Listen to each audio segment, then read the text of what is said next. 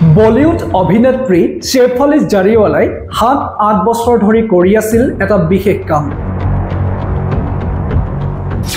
আৰক্ষীৰ তদন্তত পোহৰলৈ আহিছে বহু গুৰুত্বপূৰ্ণ তথ্য, যাৰ বাবে শেফালীৰ হৃদযন্ত্ৰ ক্ৰিয়া বন্ধ হোৱাৰ সন্দেহ প্ৰকাশ কৰিছে আৰক্ষীয়ে।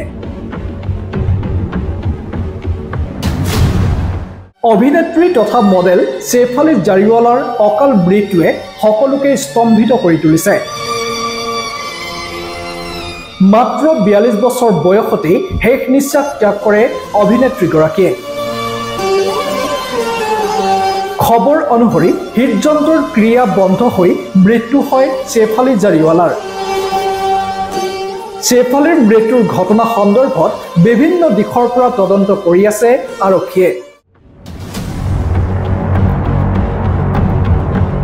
আৰক্ষীৰ তদন্তত পোহৰলৈ আহিছে বহু গুৰুত্বপূৰ্ণ তথ্য।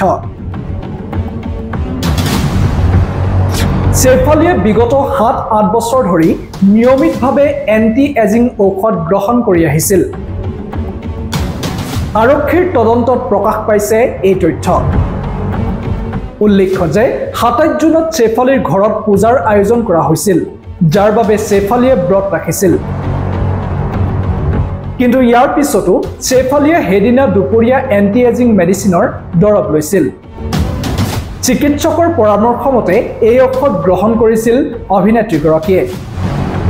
এই ঔষধেই শেফালীৰ হঠাৎ মৃত্যুৰ এটা ডাঙৰ কাৰণ হ'ব পাৰে বুলি সন্দেহ প্ৰকাশ কৰিছে আৰক্ষীয়ে।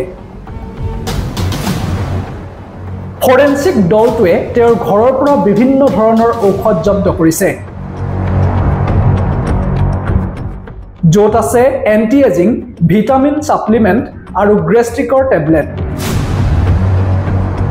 ইপিনে এই গোচৰৰ তদন্ত বৰ্তমানেও চলি আছে আৰু শীঘ্ৰেই সম্পূৰ্ণ প্ৰতিবেদন ওলোৱাৰ সম্ভাৱনা আছে।